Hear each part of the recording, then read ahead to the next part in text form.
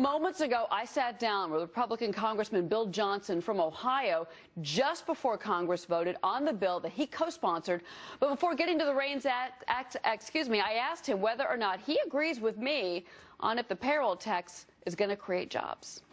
I do believe it'll create jobs. You know, the last thing that we need to do right now is see anyone's take-home pay decreased. I think it's very, very important that we extend that payroll tax credit. But this is one that must be paid for, you know, because that money is going to be diminishing the amount that goes into the Social Security Trust Fund. I'm a co-sponsor of the Social Security Preservation Act.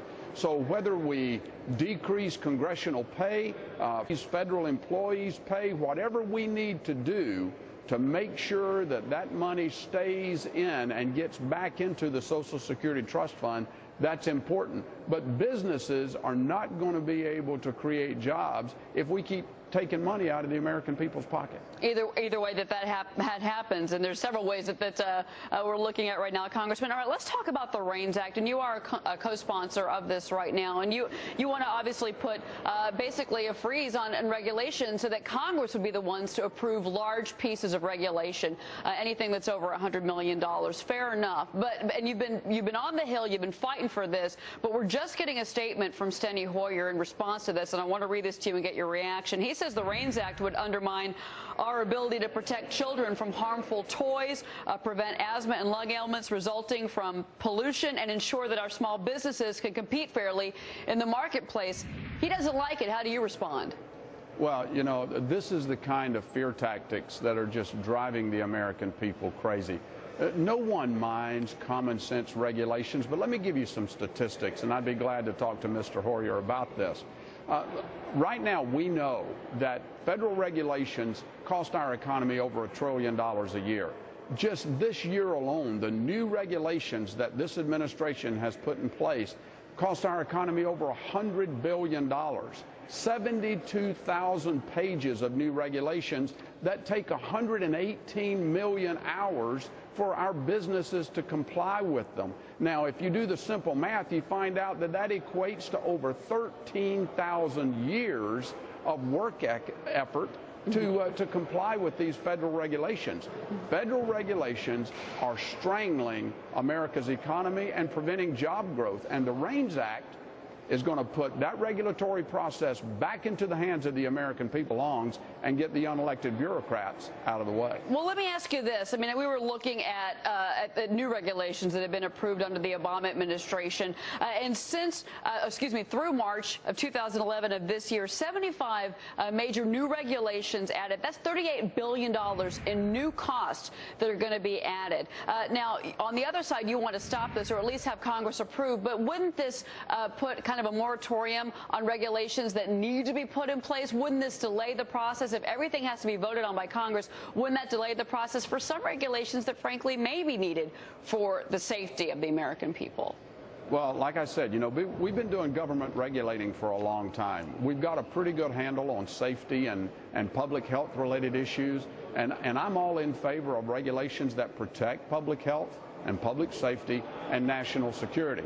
But when you've got the federal government putting new regulations in that are costing our economy over $100 billion, that's not good for the American people. It's not good for businesses. It's not good for our economic climate.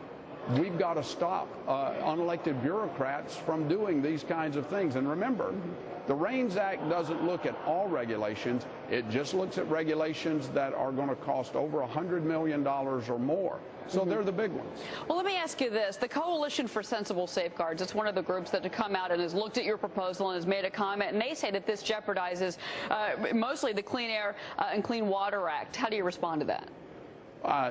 Again, I can give you very specific examples of how environmental regulations are hurting our economy, and it's exactly that kind of thing that we're trying to reel in.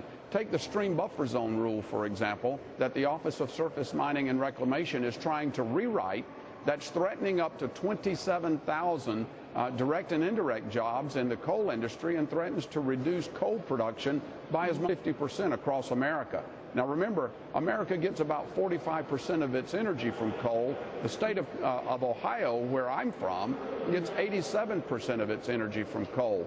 So we've got to have common sense regulations, and I think putting it back into the hands of the American people will see us get more closer to that direction. Well, Congressman, you're talking about coal, but I also know that you like natural gas. So natural gas is plentiful in this country. We wouldn't be dependent on foreign oil companies and the Saudis in particular to get our crude. At the same time, nat gas is a perfect example of fracking, hydrofracking. That is a controversial tactic to remove the nat gas, from the ground here in this country.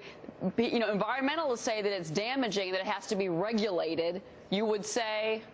Cheryl, we've been doing fracking operations in this country for over 60 years. Even the EPA administrator herself, Ms. Jackson, has acknowledged that of all of the fracking operations that we've done, and there have been well over 1 million of them, they can't cite not even a single instance where a fracking operation has contaminated drinking water. It's another scare tactic designed to keep America dependent upon foreign sources for energy. I am for doing right the opposite. We've got an opportunity of asserting American exceptionalism around energy and domestic energy production, and that's where we need to be heading. Well, I'll tell you what, Congressman, a recent Gallup poll said that when it comes to small business, 22%, and that's the biggest percentage, say it is regulation that makes them nervous. We'll see what the Senate has to say about the bill that you're co-sponsoring, the RAINS Act. Congressman, thank you. Thank you very much, Cheryl.